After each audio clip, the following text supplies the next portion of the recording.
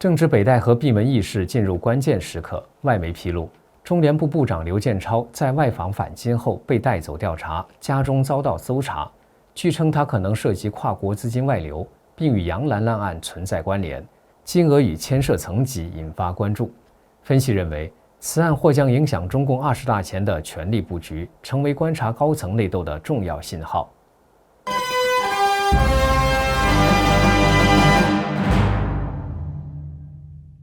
你好，这里是大时局，我是袁成。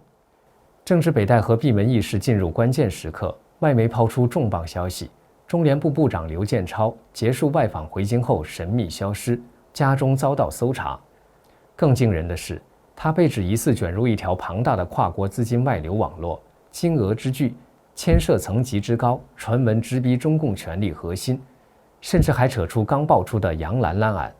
这起突如其来的失踪，或许不只是一次高官落马，而是外交路线之争，权贵财路与中共20大前权力角力交织下的惊涛暗涌。据《华尔街日报》路透社11号报道，中共中央对外联络部部长、资深外交官刘建超在7月30号结束新加坡、南非和阿尔及利亚的外访返回北京后，被有关部门带走问话。8月初，中共对他进行了搜家。这是自2023年6月中共前外长秦刚失踪，时隔仅2年后，中共外交系统又一次最高层级的失踪事件。关于刘被查的原因，报道没有透露，中共官方也没有回应相关媒体的询问。不过，中联部官网目前仍然挂着他的个人简历。今年61岁的刘建超是中共20届中央委员、正部级官员，长期在外交系统任职，曾担任外交部发言人、驻菲律宾、驻印尼大使。2013年升任外交部部长助理，2015年却出人意料地转入反腐岗位，出任中纪委国际合作局局长，成为习近平猎狐行动的关键人物之一。所谓的猎狐行动，是指中共在全球范围追捕外逃贪官。2017年，刘又转任浙江省纪委书记，负责筹建省级监察委员会。次年，监察委在全国设立，负责监督所有公职人员。18年，又重返外交领域，出任中共中央外事工作委员会办公室的高级官员，该机构由习近平直接领导。2022年，习任命刘建超为中联部部长，并将其晋升为中央委员。刘建超凭借完整的外交与党务资历，一直被外界视为是接替王毅出任外交部长的热门人选，尤其是在秦刚失踪后。2024年，刘建超高调访美，和包括时任美国国务卿布林肯在内的多位对口官员会晤，公开表示对中美关系的未来持乐观态度，并强调中美开战是不可想象的。这次行程被外界认为是刘建超出任外交部长的预热。然而，这位被认为距离外长宝座只差一步的高官突然从公众视野中消失，其被抓原因引发外界猜测。在北京的外交圈，刘建超一直被视为风格温和、善于沟通的外交官。他不喜欢在公开场合用激烈措辞刺激对方，更倾向于用私下协商、渐进化解矛盾的方式处理敏感议题。这种作风在他出任中联部长后延续了下来，并和不少西方政党、智库和国际组织保持频繁互动。然而，这样的风格与现任中共外交部长王毅形成鲜明对比。王毅今年在国际场合的立场明显更为强硬，习惯在记者会和双边会晤中用尖锐措辞回击西方批评。两种外交路线的差异也被外界视为中共内部外交决策层的一条分界线。资深媒体人石板明夫认为，刘建超的落马应该和中共高层的路线斗争有关系。他说，在他过去担任产经新闻北京特派员时，有段时间曾经多次接触时任中共外交部发言人刘建超，还一起吃过饭。留给人的印象是稳健随和，回答问题时的措辞以及对外国记者的态度明显和强硬派不一样。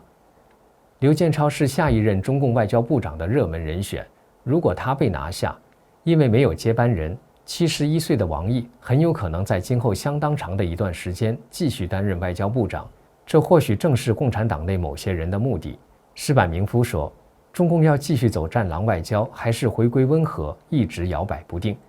刘建超应该是成为了两条路线斗争下的牺牲品。刘被拿下，说明对美强硬派占了上风，中美对立在相当一段时间内应该不会缓和。法广报道指出，如果刘建超出事，最大的受益者将是王毅，这意味着王毅无法卸任，甚至可能打破陈毅保持的13年纪录，成为中共历史上任期最长的外长。除了外交路线之争，外界还怀疑刘建超的失势可能与情报与间谍问题有关。在刘建超的仕途经历中，曾经在中共的反腐与情报部门任职。2014年，他出任国家预防腐败局副局长，名义上是反腐机构，但熟悉中南海运作的人都知道，该局同时也承担情报搜集与内部政治安全的部分任务，需要与中纪委、国安系统保持密切协作。这种背景让他对外事与情报系统的交集非常熟悉，也意味着他接触过大量涉密资料。X 账号向阳表示，刘建超是因泄露国家机密罪被抓走的。他解释这个罪名的来由说，也就是说犯了犯冲的话被打了小报告，又和人许了现在完不成的愿，类似纸牌屋第1季。所述纸牌屋第1季主要揭示了政治斗争的残酷性和权力的腐蚀性，以及人性的复杂和黑暗。他通过主人公弗兰克·安德伍德的视角，展示了政治家为了权力可以不择手段，甚至牺牲道德和原则，同时也暗示了政治体系的黑暗和复杂，以及权力对人性的扭曲。向阳认为，刘建超的被抓是习近平亲自提拔、亲自打倒，一切都是主席的安排的结果。据悉，自秦刚2023年突然被免职后，中共对外事系统的保密与忠诚审查全面收紧，不仅包括公开言论，也涵盖内部会议、外交备忘录与人员私下接触记录等。正因如此，一旦在工作中出现资讯外泄、外事谈判过程中不当交底，或与外方接触被怀疑超越授权，都足以触动当局高度敏感的安全神经。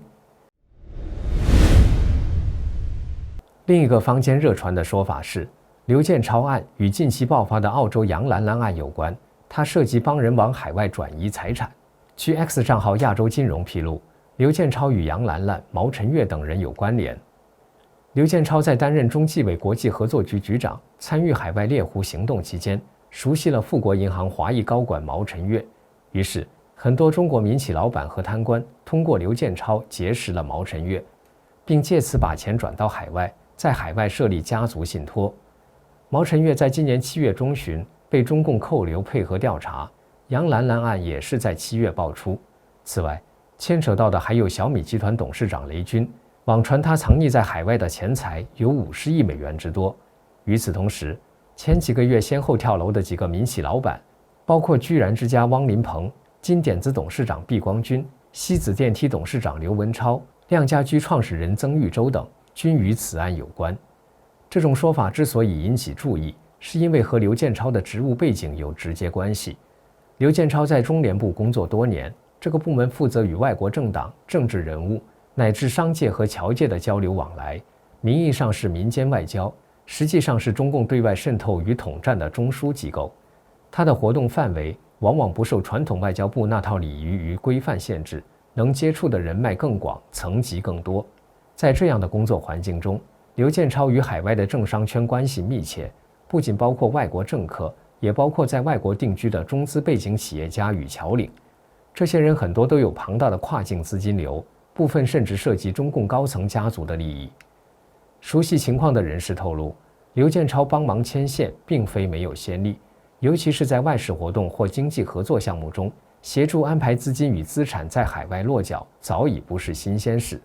值得注意的是，习近平上台后，虽然打着反腐旗号，但党内权贵转移财产的潮流并没有停下，只是变得更加隐蔽和分散。这几年，北京对涉及资金外流的行为格外敏感，因为这不仅关乎经济安全，也牵动高层内部的忠诚与利益平衡。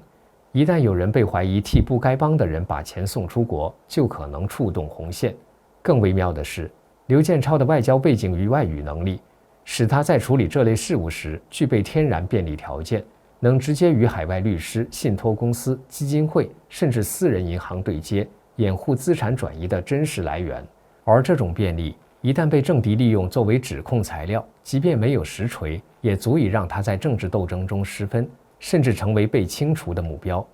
有分析指出，如果这条传闻属实，那么刘建超的落马还可能涉及到一条庞大的权贵资金外逃网络，而这条线很可能通向中共内部更高层。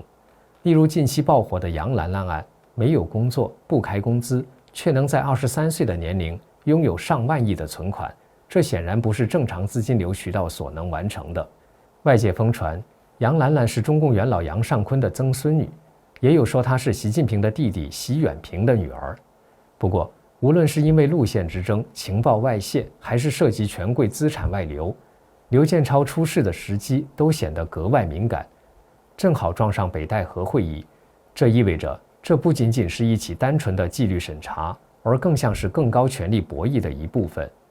北戴河会议历来是中共内部非正式协商的重要场合，特别是在大会前后，一些关键人士和政策走向往往会提前清场，先把不合时宜的人物处理掉，免得影响接下来的政治布局。因此，刘建超的失联折射出的很可能是对内对外的双重信号。对内是清理外交系统中可能的意见和不稳定因素，对外则是在北戴河会议前夕向党内外释放一个讯息，在接班与路线之争尚未尘埃落定的时刻，任何站错队的人都可能瞬间被排除出局。这里是大时局，感谢您的陪伴与思考，请订阅分享并打开小铃铛，一起在动荡中坚守真相，在黑暗中点燃希望。